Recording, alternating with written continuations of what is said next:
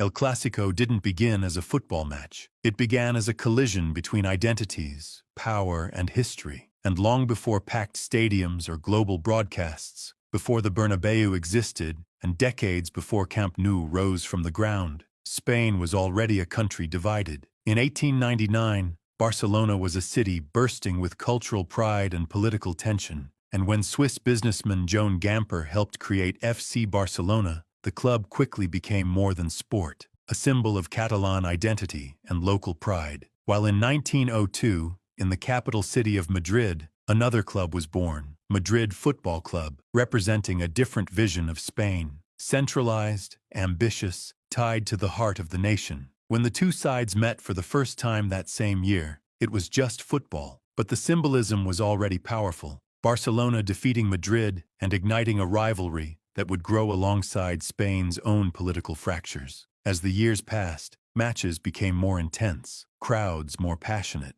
and by the early 20th century, newspapers described the clashes as battles of pride rather than games, because Spain itself was changing. Monarchies fell, republics rose, regional identities grew stronger, and football stadiums slowly became places where politics and emotion mixed with sport. In the 1930s, Spain descended into chaos as the Civil War erupted, a conflict that tore families apart and left deep scars across the country, and football could not escape the storm. Barcelona president Josep Sunyol, a political figure and outspoken supporter of Catalan autonomy, was executed by Francoist forces in 1936, a tragedy that transformed him into a symbol of resistance for the club and its supporters. When General Francisco Franco emerged victorious in 1939, Spain entered decades of dictatorship, and regional identities like Catalonia's were heavily suppressed. Language restrictions, cultural limitations, and political control reshaped everyday life. And within this environment, football became one of the few spaces where identity could still be expressed, even indirectly. Barcelona came to represent, in the eyes of many supporters, a cultural refuge,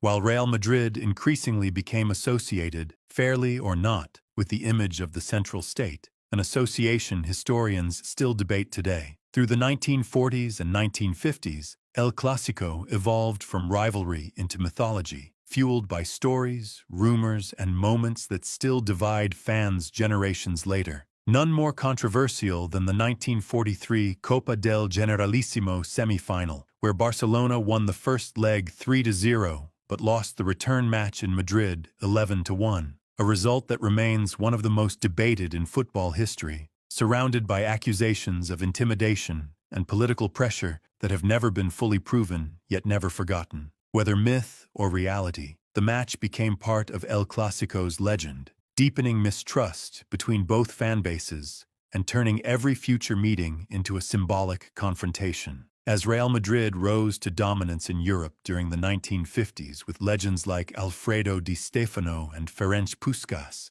winning 5 consecutive European Cups, the club became a global symbol of success, and Franco's regime used sporting victories as international propaganda, which further reinforced the perception among many Barcelona supporters that football success reflected political power. Meanwhile, Barcelona fans increasingly embraced the phrase "Més que un club," more than a club, seeing their team as a representation of identity rather than just competition. Camp Nou, opened in 1957, became a gathering place where culture and sport merged, where chants and flags carried meaning beyond football, even under the watchful eyes of authorities. By the 1960s and 70s, El Clásico matches were emotional powder kegs, hostile atmospheres, fierce tackles, and crowds charged with historical memory. And even foreign stars entering the rivalry could feel the weight of history pressing down on every pass and challenge. When Franco died in 1975 and Spain transitioned to democracy,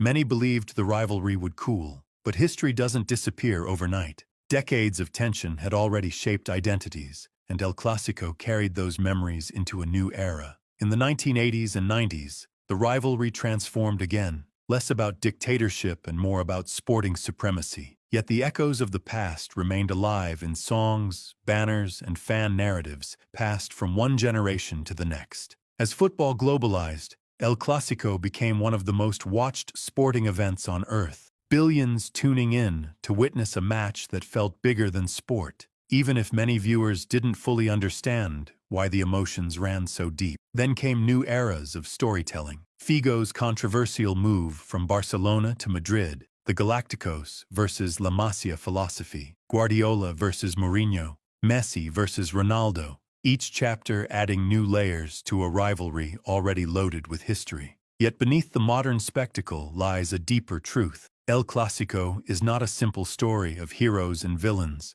but a mirror reflecting Spain's complex past, its political divisions, cultural struggles, and competing identities. Fans argue endlessly about history, about favoritism, injustice, myths, and memory, because El Clásico isn't just about trophies, it's about how people choose to interpret the past. And that is why the rivalry never truly cools, because every generation inherits a different version of the story, each believing their side carries the truth. Today, when Real Madrid and Barcelona walk onto the pitch, players from across the world wear the shirts, yet the stadium still vibrates with echoes from another century, a reminder that football can carry history long after the events themselves have ended. El Clásico is not simply a match. It is a living narrative, rewritten every season, shaped by victory, controversy, and memory. And maybe that is the real reason it endures, not because it is a war, but because it is a story people refuse to stop telling. And as long as those stories continue, as long as the whistle blows and the world watches,